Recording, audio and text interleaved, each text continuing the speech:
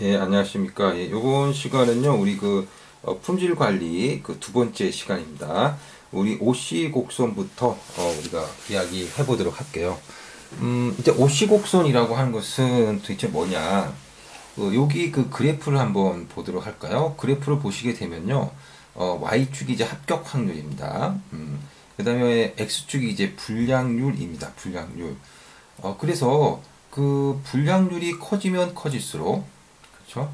불량률이 커지면 커질수록 합격 확률은 뭐 낮아진다. 뭐 이런 이야기입니다. 예, 그래서 이 오시곡선이라고 하는 것은요, 이 어떤 로트, 이제 로트라고 하는 것은 우리가 합자 그 4장인가 5장인가 거기서 배웠죠. 하나의 어떤 생산 꾸러미, 어떤 공장에서 이제 물건을 만들어내지 않습니까? 그럼 물건을 만들어내는 그 어떤 그 하나의 어떤 그 꾸러미라고 보시면 됩니다. 그래서 예를 들어서 오늘 자동차를 갖다가 뭐 한 500대를 만들어낸다. 그러면 그게 바로 하나의 롯데라고 볼 수가 있겠죠. 자, 그러면 이 롯데의 어떤 불량률과 그 다음에 롯데의 합격과 확률과의 관계를 나타내는 곡선, 이것이 바로 이제 OC 곡선이라고 보시면 되겠습니다. 자, 그럼 OC 곡선이라고 하는 것이 뭔지를 갖다가 간단하게 알고 나서 이제 그 중요한 것은 이제 표본 검사 시에서의 OC 곡선인데, 이 표본 검사 시에서의 OC 곡선을 알기 전에 먼저 전수 검사, 모든 물건을 다 검사했을 때의 그 OC 곡선을 갖다가 한번 보도록 할게요. 뭐 우리가 그 모든 물건을 갖다가 다 검사한다? 뭐 그렇게 된다면요, 고객에게 전달되는 물건 중에는 불량품이 없겠죠. 모든 검사를 다 하니까. 뭐 그렇게 된다면은 뭐 좋겠지만 그거는 뭐 관리 및 통제 비용이 너무 커진다라는 겁니다. 그래서 기업은 불량 허용 기준을 설정을 하고요. 그 다음에 이 허용 기준에 의해 가지고 허용 기준 이상이면 그냥 다 합격시키고 허용 기준 미만이면 다 불합격시킨다라고 보시면 되겠습니다.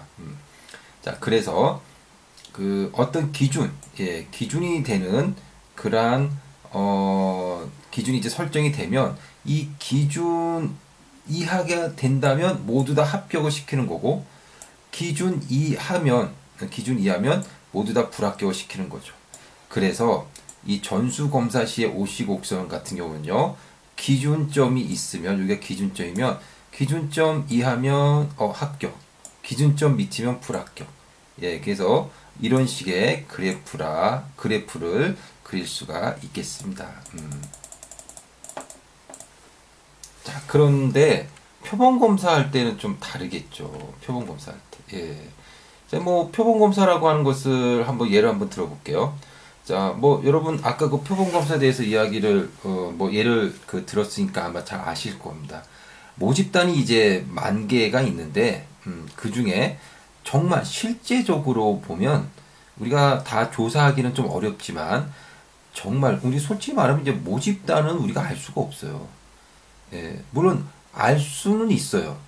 어, 그 수가 적을 때는. 근데 대부분의 경우에는 모집단을 모르니까 그리고 조사하기가 어려우니까 표본을 뽑는 겁니다. 그래서 우리는 표본을 가지고 모집단을 추정하는 거예요. 그러니까 모집단은 솔직히 말하면 알 수 없는 거예요. 알 수는 없지만 모집단이 10,000개가 있는데 그 중에 불량품이 300개라고 합시다. 그럼 불량률은 몇 프로입니까? 불량품은 10,000개 중에 300개니까 3%가 불량률이라고 보시면 되겠죠. 실제적으로. 알 수는 없겠지만 어쨌든 실질적으로는 3%의 불량률이라는 겁니다. 자, 그래서 뭐 모집단이 10,000개가 있는 것 중에서 이제 우리는 이제 뽑습니다. 표본을 추출합니다. 그래서 표본을 추출했어요. 몇 개? 100개를. 그래서 100개를 추출했더니 70개가 불량이에요. 근데 만약에 기준 불량률이, 우리 뭐 5%를 기준으로 해가지고 5% 미만이면 합격시키고 5%가 넘어가면 불합격시키자. 라고 이렇게 했어요. 그래서 표본을 100개를 뽑았어요. 그랬더니 70개가 불량이에요. 예, 뭐 70개가 아니라 뭐 7개라도, 예, 7개. 이게 좀 너무 70개 너무 많이 그랬네요. 7개가 불량입니다. 그러면 7%가 불량률이 되는 거죠. 자, 그러면 불량률 5%, 기준 불량률 5%를 넘어왔기 때문에 이거는 불합격됩니다. 불합격됩니다. 그러니까 원래는 3% 불량률이라서 합격이 돼야 되는데 표본을 뽑아가지고 했더니 7%가 나와서 원래는 합격이지만 결과적으로는 불합격이 된 겁니다. 근데 만약에 이제 불량률을 갖다 낮췄어요. 2%로. 기준 불량률을 낮췄습니다. 그러면 이제 추출했어요. 예. 추출했는데 100개 중에 한 개도 불량품이 안 나올 수 있죠. 예, 그렇죠. 10,000개 중에 300개가 불량인데 뭐 100개를 뽑았더니 하나도 불량품이 안 나올 수 있잖아요. 그럼 불량률 0%. 예. 그러면 기준 불량률이 2%라고 했는데 2%못 미쳤잖아요. 그럼 합격이죠. 예. 하지만 원래는 3%잖아요. 예. 원래는.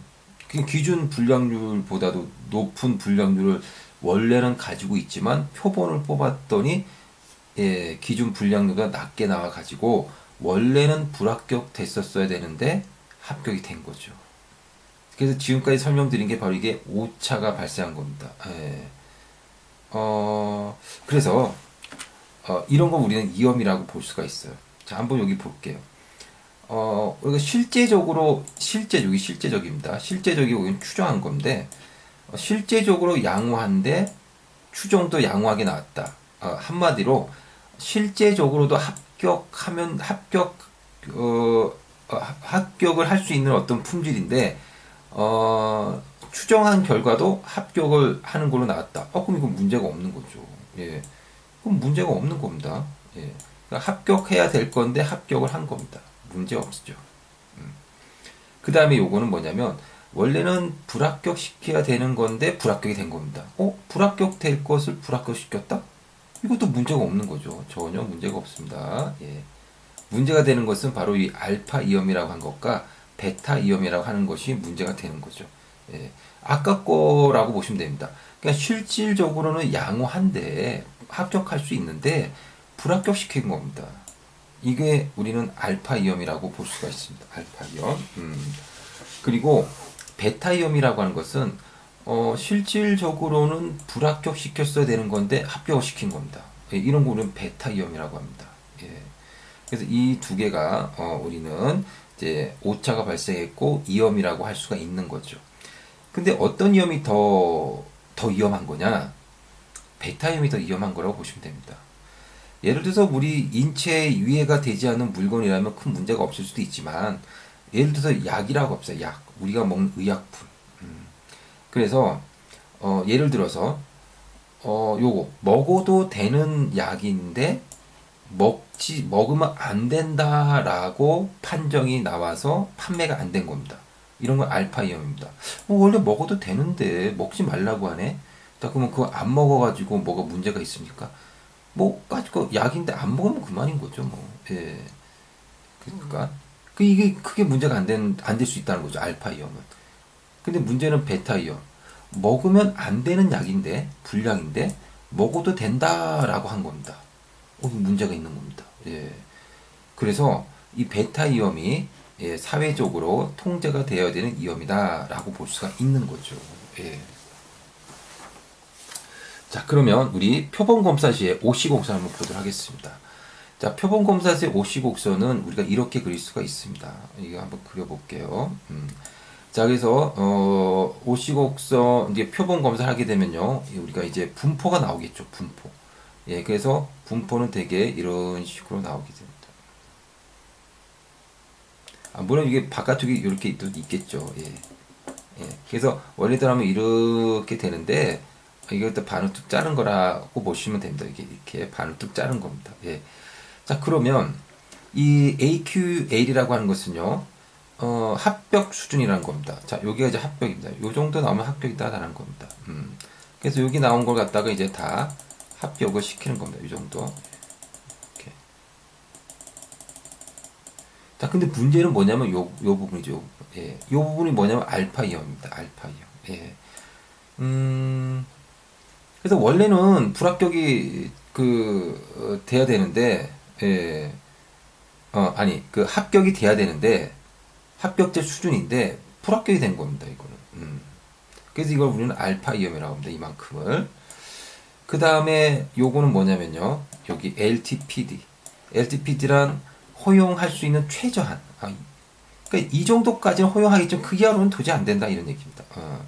이거 이렇게 보면 이렇게 되겠고, 그 다음에 요 부분, 요 정도 수준, 요 정도, 예, 요 정도가 바로 베타 이염입니다. 베타 이염. 베타 이염은 뭐였습니까?